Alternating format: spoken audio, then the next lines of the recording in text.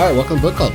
The Buddy Book Club, that is. I'm Dylan here with the son of Adam, who is also the man I fawn over. Keith, what's up, buddy? How we doing? You see what I did there with fawn? You know, fawn. That was nice. The D-Man, the Keith, and the podcast. That's all it is right there. We're breaking down some bestsellers, and this week we'll be discussing The Lion, the Witch, and the Wardrobe, of which I have a hard copy sitting in my hands, by C.S. Lewis. Classic, a literary classic. Technically the second in the Chronicles of Narnia series, but the first one that was released. If you'd like to recommend a book for us to read or reach out to us about any past episodes, you can visit our website, buddybookclub.com, or slide into our DMs on Twitter or Instagram, Buddy Book Club Podcast. You can listen to us on iTunes, Spotify, wherever you get your podcasts, so please download and subscribe. Keith, we got a children's fairy tale here, and we finally found a book that's within our reading level, which is what I'm most excited about. That sounds about right, yeah. Is this probably the book slated for the youngest reader? We read Hatchet. That's probably about the same age. Holes is probably similar age. Holes might be a little bit younger, actually, I feel like. No, yeah, I think they're all in the same realm. Yeah. It's probably like middle school book. I think they're the same reading level, but like Holes is less dark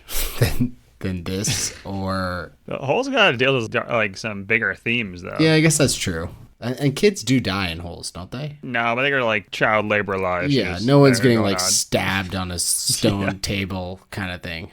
I mean, I did just rewatch first Indiana Jones. Oh. And that's a kid's movie, and it'll be rated R at like today's age. It's like there's some gruesome scenes. Raiders of the Lost Ark?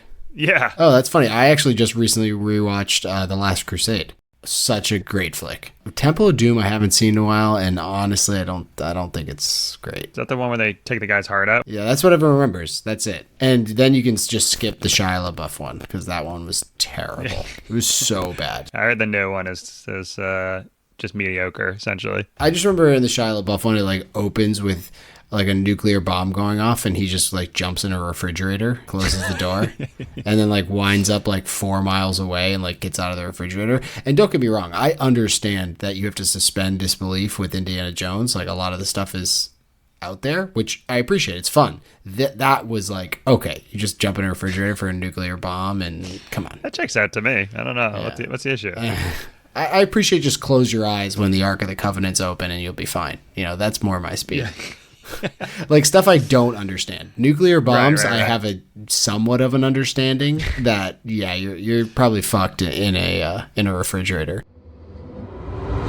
All right, Lion, the Witch, and the Wardrobe. We're not talking about Indiana Jones, unless we want to read some comic books, which we could do. But Keith, what do you have for Stock Up, Lion, the Witch, and the Wardrobe? Stock Up. Heroin? Oh, go on.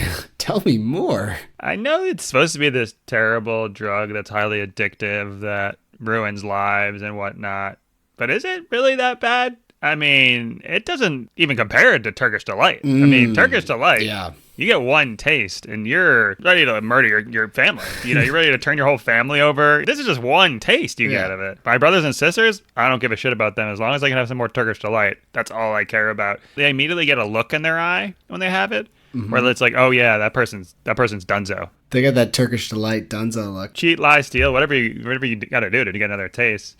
And instead of chasing the dragon, D-Man, you're chasing the next Thanksgiving dinner. Turkish. All right, I'll see my way out. All right. Have you ever had Turkish Delight? Pretty sure I have. It's kind of like I don't think it was called that, but I think it's basically like almost like that gelatin, like sweet candy thing. Yeah, it's like jelly with like powdered sugar on it. Yeah, I've had it before. I didn't like it. You didn't care for it. Yeah. No. I was going to have a little stock down to our boy Edmund, so we'll just get this out of the way.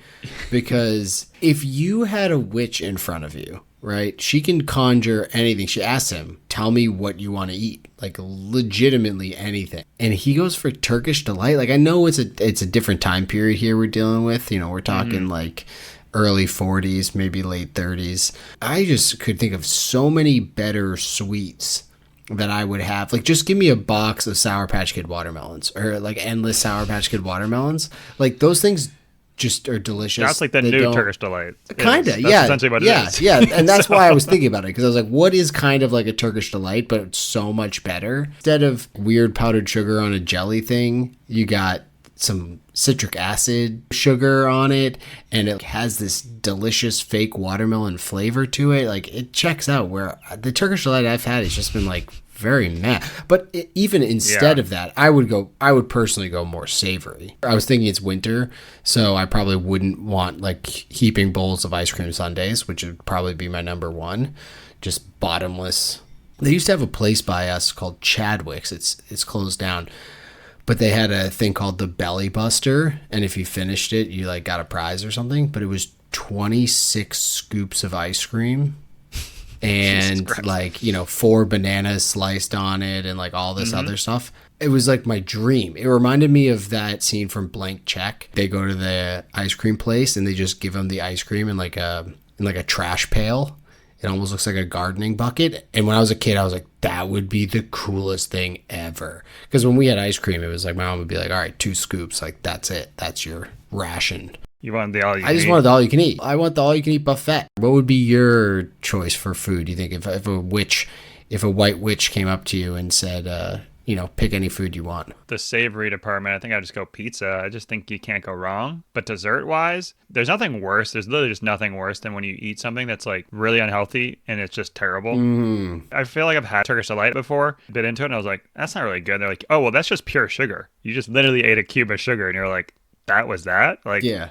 You think about like a fruit roll-up, that's pure sugar and it's kind of small and it's like crack, It's probably delicious. What Turkish Delight should be. Yeah, exactly. But that you know, like, oh no, I'm getting my fill here. I'm getting my sugar out of this. Whereas like that thing, you bite into it and you just be like, my teeth hurt from the sugar, but like I don't taste anything.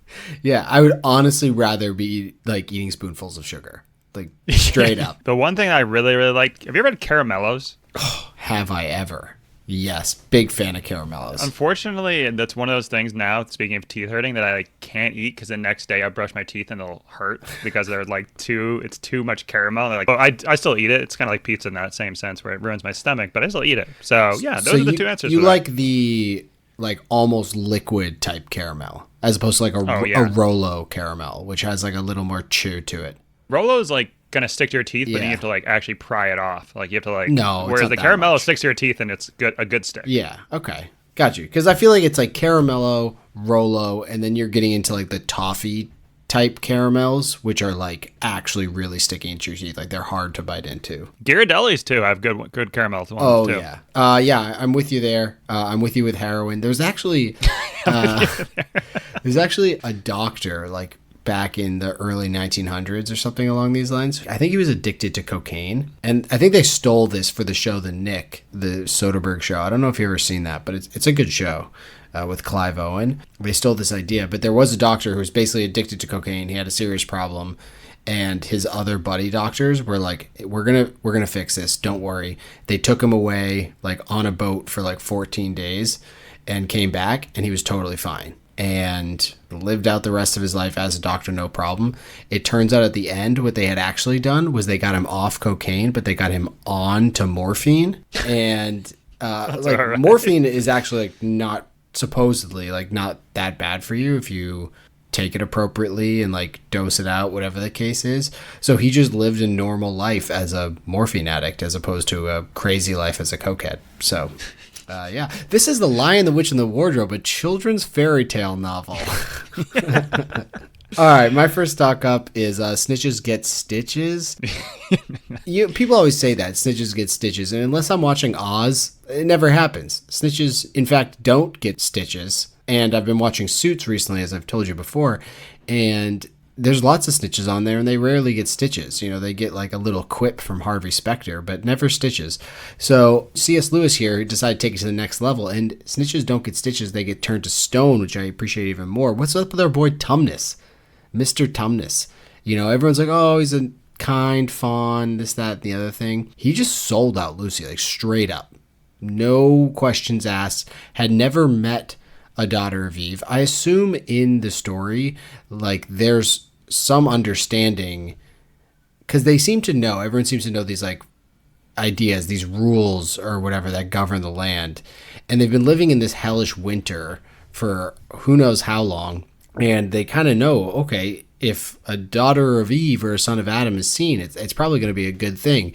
And Tumnus is like, nah, I'm selling them straight out to the witch. Doesn't matter. Wait, he didn't sell her out. Yeah, he did. He sold Lucy out. I mean, he eventually turned around and said, like, okay, you can you can get out of here. He said he was going to, and he was like, Exactly. That's what I'm saying. He didn't know how bad she was. She could have been worse than the witch. So he's like, oh, you're a pretty good person. Never mind. I'm not going to turn you in. Yeah, but at the same time, he was He never actually 90% there. He wasn't an Edmund. Doesn't matter. I think he deserved Edmund's way to be worse. turned to stone. I honestly think he deserved to be turned to stone. He got arrested or whatever and turned to stone for not telling. So he got punished anyways. Yeah. Well, you know what? That's what happens. That's what happens. So just thinking something now is a penalty in your thought mind? police. All right. Oh, okay. 1984. All right. Heard of it? Yeah. Just that thinking alone is basically frowned upon. Exactly. And this book does have a lot of Christian underlyings or whatever thing, connotations, whatever you want to say. But I remember when I was a kid, I don't know who told me this, maybe like a CCD teacher, because I grew up Catholic. You grew up Catholic. My CCD teacher in school, I think it was her, always said like, oh, God doesn't listen to your thoughts. It's like what you say and do, you know? I like so I that, was like, yeah. I can think like the most fucked up shit and it's not going to matter, which is fine. Because then I was thinking like, oh, if I thought something terrible, would I then be turned to stone like Mr. Tumnus? So yeah, I think that C.S. Lewis interpreted that God could understand your thoughts, and hence Mr. Tumnus is screwed. He deserved it. Okay, fair he enough. deserved his stitches. Yeah. What else do you have for stock up? Stock up letting kids watch brutal murders. So Lucy and Susan are like, oh, this Aslan dude's he seems down in the dumps. And then they see him leaving the camp, and they're like, all right, we're going to follow him and see what's up. And he turns around and he's like, hey, you guys can't follow me. And they're like, come on. And he's like, all right, that's fair enough. But here's the one rule. Once I tell you to stop and leave, you got to do that. And then so they get to the place where he's about to turn himself in to the witch and all the kind of gang. And then he's like, all right, stop here and find a good hiding place to watch. I'm like, wait, what? They're gonna watch? No, you didn't get it exactly right. He said, Okay. Stop here. Here's some popcorn, some Junior Mints. Chill out. Enjoy Some the show. caramellos, watermelon, Sour Patch Kids. Yep. And he's like, shit's about to go down. He essentially says that to them. So they watch him get mutilated. They start crying for a full day. He's basically just tortured. No PTSD. No issues. He comes back to life, and they bounce back pretty quickly. No issues, no, nothing no nightmares apparently later in life. Yeah, he doesn't even give them like a, hey, just like, it's going to be fine. I know this is going to be fucked up for a couple of minutes, but I'm going to come back. You know, he can tell them. There's nothing wrong with him telling them. It's not breaking any rules with him just telling them that. Yeah, also, I just don't know why they needed to be there for it. They need to witness it. I have some questions with Aslan himself, because he also just gives Peter a sword who has no training whatsoever. Santa. Oh, excuse me. Santa gives Peter the sword, but Aslan's like, okay, go kill that wolf. Like you need your first blood kind of thing. Yeah, gotta get it. How does he know that he's gonna kill him? Like, you know, maybe give the boy some pointers first. He's not a lion who was born with predatory instincts. He's just a boy. So maybe that's a sign that like man is born with predatory instincts. Do you think he licked the blood off the knife after the first blood? I have no idea, but Aslan was very serious about him needing to clean that blade. I've never seen a lion he's more like, with your serious tongue. about that. Yeah, he's like, clean the blade. Peter starts putting it in the grass. He's like, no. Lick the blood off. Lucy, Susan, come over here and watch. That's first blood. That's how you're supposed to do it. So that's a throwback to like episode 4. We talked about that. Did we? Yeah. What? It's a tradition when you get your first kill as a hunter that you would drink some of the blood from the animal. What'd you think I was talking about? Yeah, that. Okay, all right. Yeah, that, totally. But yeah, it's okay to show your kids horror films, torture, brutal murders. It's going to be fine. They'll brush it off quickly. Not a big deal. Yeah, okay. My last stock up was shipping your kids out to the countryside, because it worked out for these guys. Were you aware that was like a big thing during World War II? After we read the Rose Code. The Rose Code. Yeah, that's kind of educated me on that, honestly. I mean, it makes a lot of sense. It's pretty genius, especially with a small country like the UK. Like, the cities are getting bombed, so you send your kids out to the countryside, and like, you know, other folks take kids in. And it worked out for Susan, Lucy, Peter, and Edmund here, because they ended up... People say, like, time is the most precious thing. You know, time's something you can't get back. These guys went into the wardrobe, lived an entire life, and a regal life at that, in Narnia, and then came right back out of the wardrobe and they're kids again. So now they got like all that experience under them. Yeah. They can live their another full life, or just like go, because the professor kind of says you'll find ways back into Narnia. Like they can just continue to do this thing like and Inception. jump right back in. Yeah. Yeah, a little bit. Mode. Yeah. Little bit, not bad. So yeah, I dug that. And supposedly C.S. Lewis got a lot of the idea, or not a lot, but got some of the ideas for this book because during World War II, he was harboring some, I think like his niece or something like that. I don't know. He was harboring some children, maybe not even related to him. I don't even know the points. I should probably have looked them up. But yeah, so he was like keeping some kids and was like, oh, like kids are pretty cool. Like I can dig it. And then fancied himself at the professor, I guess, and included that in the story. So I like how you include some real life things in there. So yeah, stock up. Wait, you know, if your kids, if there was a war going on, just ship your kids away. Simple as that. Everyone's like the allegory or whatever for religious themes. Couldn't the witch be Hitler in this instance? You know, like turn everyone to stone and like being just a terrible person. Seems like that would make more sense, right? But she wasn't like, let's kill all the squirrels or something like that. You know.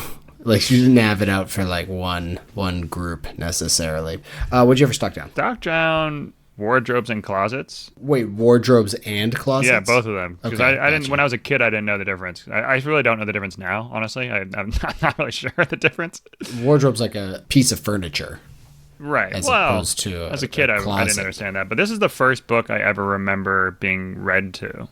I was going to ask you that, because I think it's up there for me, too. Like, besides, like, a children's book, like a kid's book or whatever. Yeah, right. It had a very big impact on me, because I remember distinctly every closet that was big. I mean, because I don't think I've ever even witnessed a wardrobe now that I think about it. But every closet that was like a closet you could like walk into, or a walk-in closet, I was always looking for the fucking Narnia. I was always going in the back being like, all right, it's probably going to open up here at some point, you know? Yeah, nice. And nothing has been more disappointing to me in my life than realizing there is no Narnia. Like I haven't been able to get into it. Yeah, that's the right answer. It's bullshit. I don't like hanging up clothes to this day. My first 2 apartments didn't even have closets. Probably got rid of this when I was like 6, and ever since then I've just been been upset about closets and in general wardrobes. So stock down to both those things. Fuck them. Yeah. Well, it's interesting that you said like Narnia doesn't exist, and then you know, changed it to like you haven't found it yet, which I appreciate. Well, we also talked about in the last episode when people come at you and say like, oh, I'm in a time loop or whatever, and you'd immediately be like, nah, that's just not possible, whatever the case was. Professor is the opposite way. Oh yeah, the press is awesome. The kids run to him like, oh, like Lucy's making up stories, and it's like, no, let's talk about logic here. Like, does Lucy lie? It's like, no, she never lies. It's like, okay, does Edmund lie? It's like, yeah, he lies all the time. It's like, cool, Narnia exists. Simple as that. What do you need? The professor was the best. Yeah, I had the exact same point. It was like, it's so refreshing to find a character that's like, that checks out to me. Like, I don't care that you're kids. I don't care about any of this. All checks out. Because like at the end, when they're telling him the whole story and he believes them, he then has all these like points about Narnia. Don't look for it. Like it'll find you. Don't talk about it. All this stuff. It's like, you know, if you were in the know, you could have just told them like 100% Lucy's right. Like, I know. Like, you guys are supposed to go back there. What you don't realize is that this professor is that same professor that was the cokehead that you were talking about, doctor, and he's just morphined out so heavily. He's like, yo, man, I've been to Narnia multiple times, if you know what I mean. He's like, you can't look for it, man. You don't chase it. You just gotta feel it. Yeah, it's like just intravenous Narnia all the time. Yeah. So my first stock down, and this one's going to be tough for a lot of people out there, but Santa Claus, is he a sexist / misogynist? Yes, pretty much the same wavelength.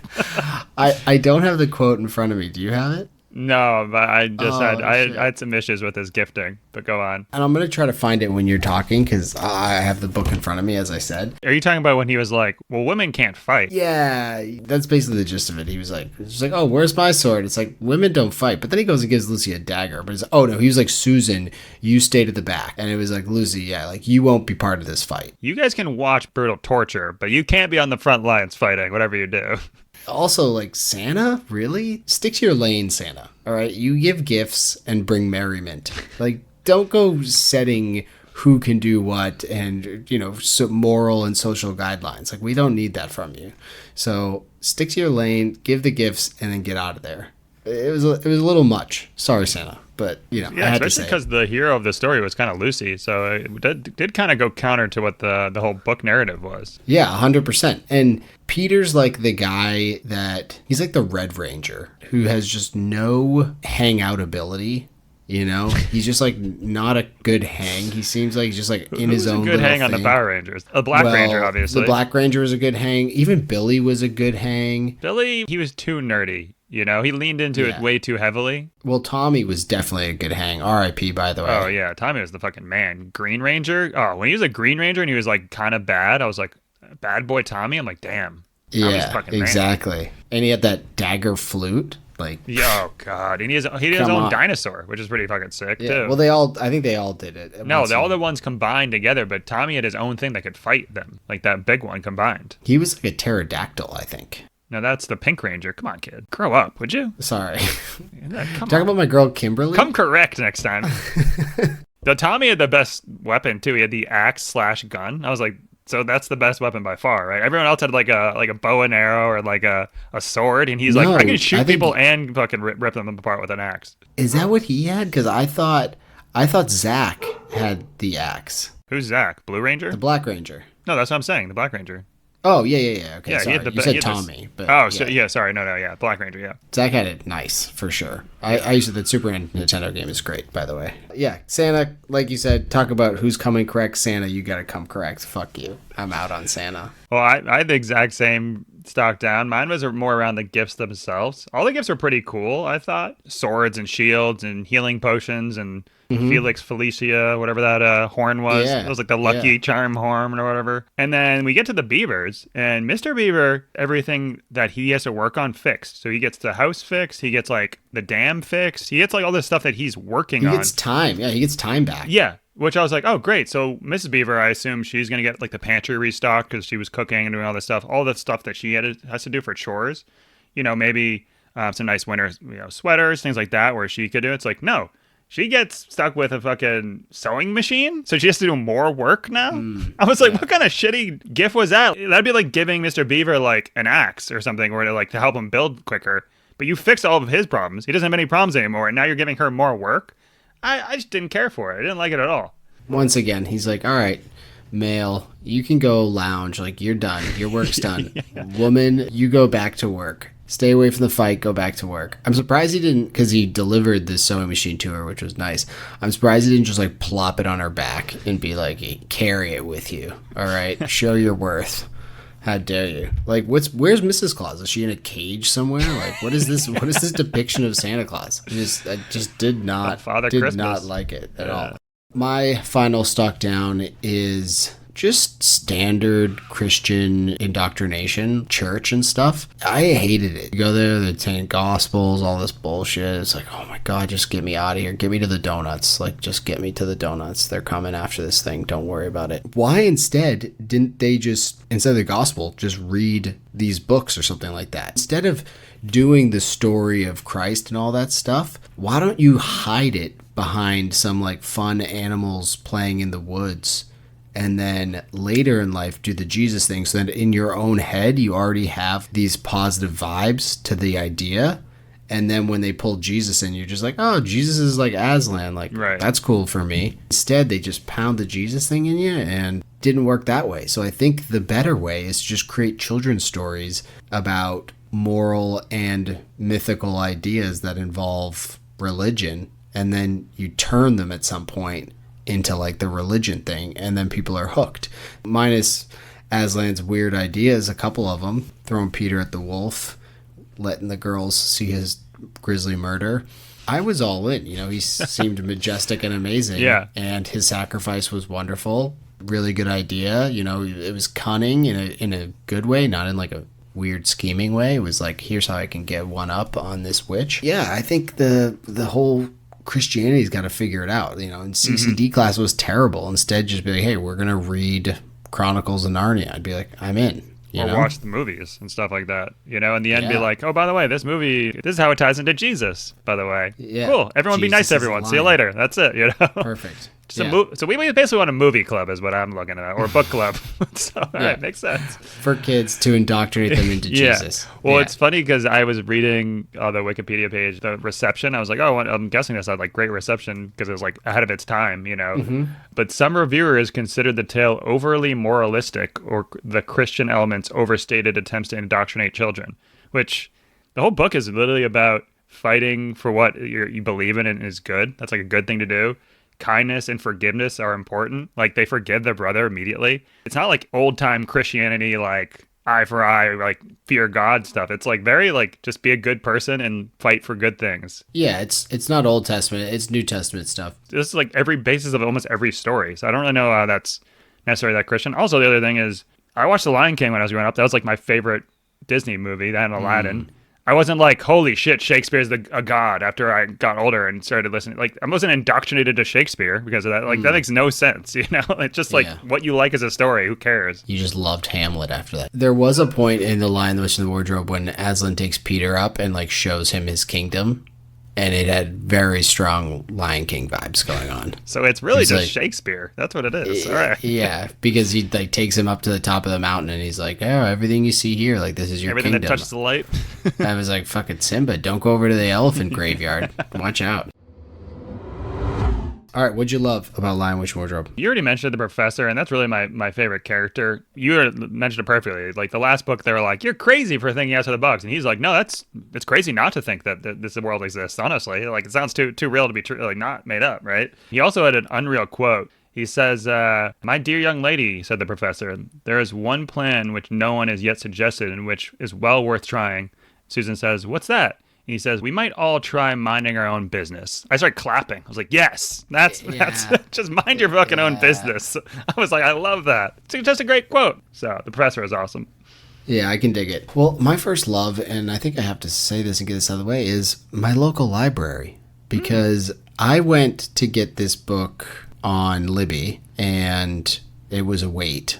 And I'm like, it's like a 150-page children's book. Like, I'm not going to get this on Audible. It seems crazy. Yeah. Here's a little hint, by the way, for our listeners and yourself for future reference. Yeah. You can just YouTube these classics. They're all on YouTube. Oh, good to know. But yeah, so instead, the wife and I took a drive down to a local library branch that we hadn't been to yet. It's just like a real small one. Mm-hmm. And it was such a cute little library. Like, it was great. It was peaceful. It was wonderful. There were some women in there playing like mahjong or something. They were playing some sort of like or dominoes or something. I couldn't really tell, but they seemed to be having a ball.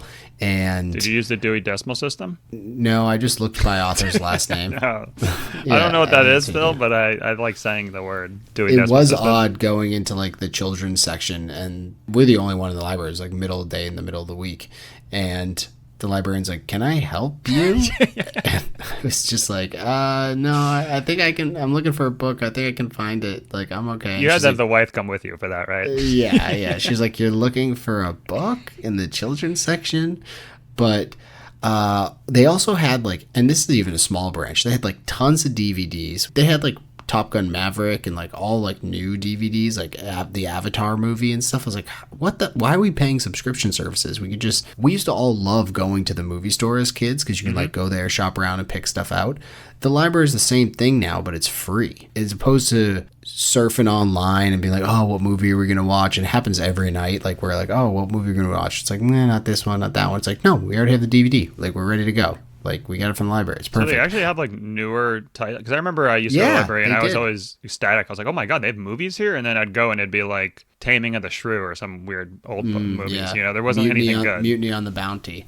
No, they had a bunch of new stuff, and, like, I just perused through it quickly, and just, like, tons of great movies in there. And I was like, wow, this is sick. And additionally, they also had a whole section of board games, which I thought was really fun. I love a good board game myself. And board games are one of those things, like, you can't try it. You know, you have to buy it or go to someone's house and play it there and then decide you want to buy it. Well, at the library, like, you could just go, try it on. If you like it, then you can go and buy it. And they had good ones. They had Ticket to Ride. They had this Dune game that I've heard that's really good. They had Seven Wonders. It's amazing, you know, that these things exist and are free, and, you know, people don't use them because, damn. It was fun.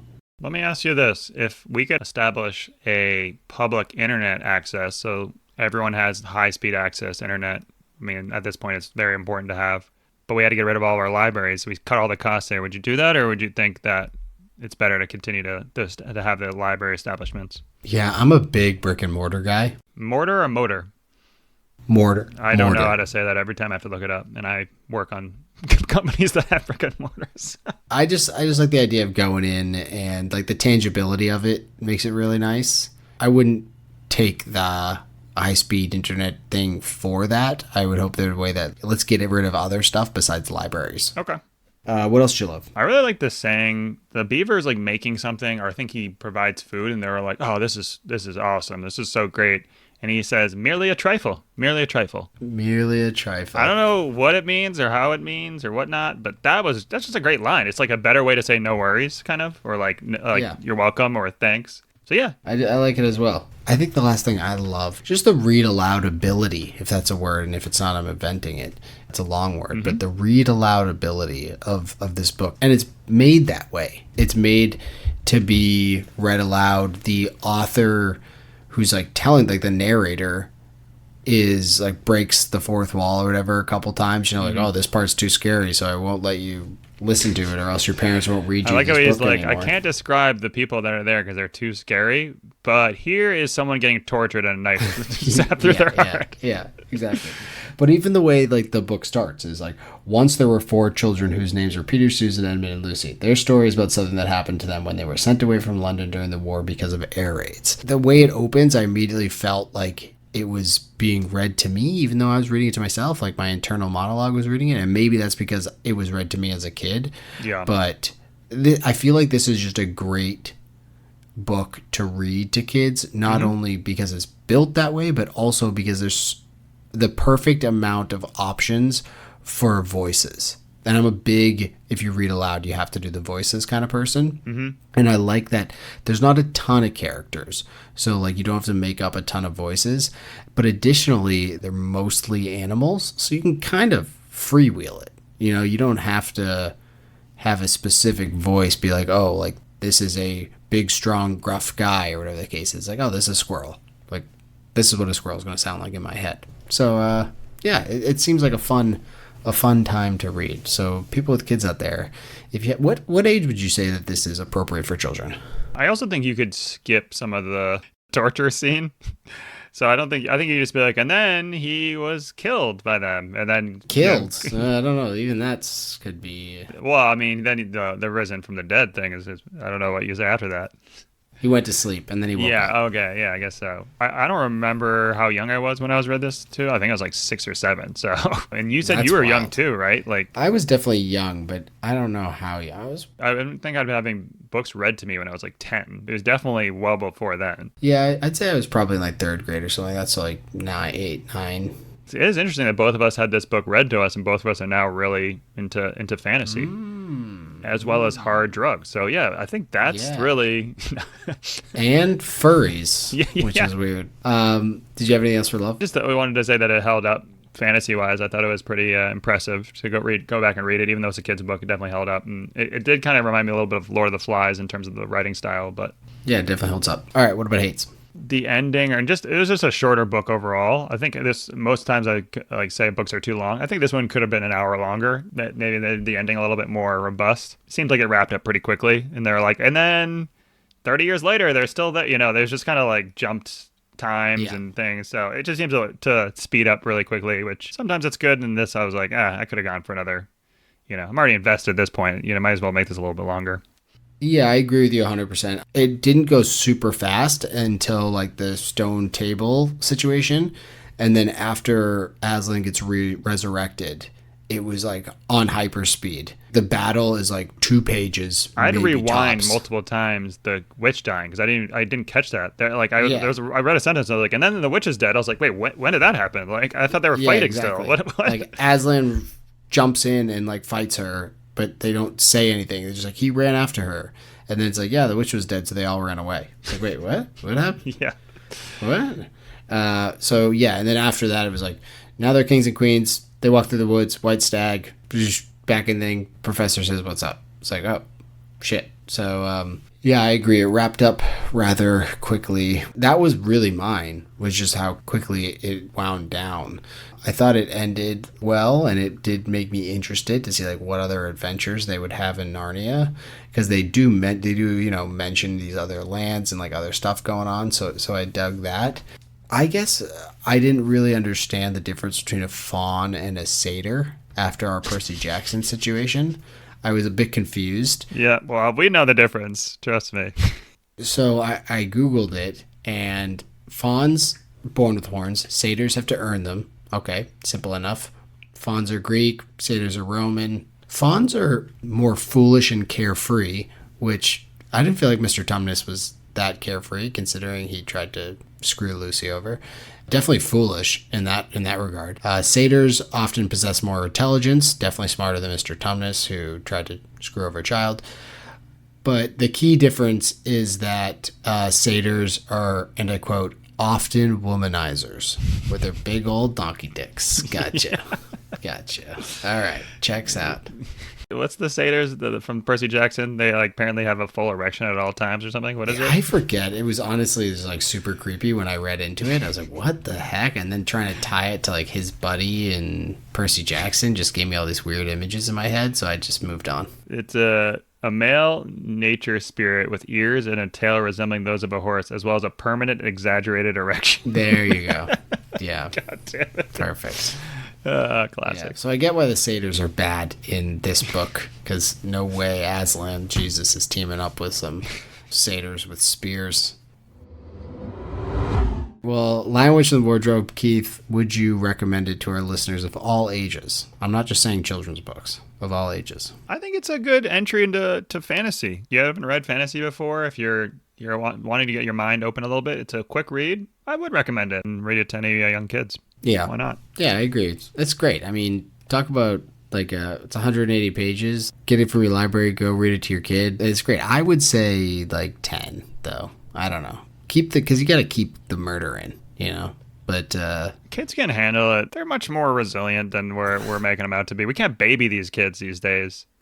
Yeah. So when I read it, I think it was 6 or 7. What the biggest takeaway for me was that closets should have Narnia in it. Yeah, being murdered on a table, that's normal. We were interested in Jesus getting crucified when you're 6. Yeah, so that's true. That's a good point. That is a good point. It's like whatever. He didn't get thorns in his head. Like, what was this guy, pussy? Like, what's his deal? So. Yeah, I would definitely recommend it. It was great. It was a fun trip back down memory lane. I used to have all these books. It was fun. And I think if you hadn't read it, it's like, yeah, what are you doing? The audiobook's 4 hours, so it'll take you 3 hours to read. Yeah, That's basically for sure. The case. All right, cool. What do we got coming up next? Wool by Hugh. He's got an alliterative name. Hugh Howey. Wool by Hugh Howey. I thought he was a famous author just because it does sound like a good author name. Yeah, it's just a good name. But yeah, there's an Amazon series. We referenced it last pod. There's an Amazon series right now out called Silo. It's the first book of the Silo series. So we're getting into it, and then we're going to probably watch the show too, or at least I'm gonna. Yeah, I think so.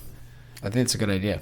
Pick it up. We'll bring that to you next. Everyone, enjoy the 4th. I think we're releasing this on the 4th. So, yep. Yeah, giddy up. Enjoy the 4th. I'm excited for Wool. This is right up your alley. So dystopian bullshit. I love it. It's not bullshit. It's real life, kid. All right, that's it for Lion, Witch, and Wardrobe by C.S. Lewis. We'll catch you next time, Keith. Enjoy the 4th. You too. All right, bye now. Bye now.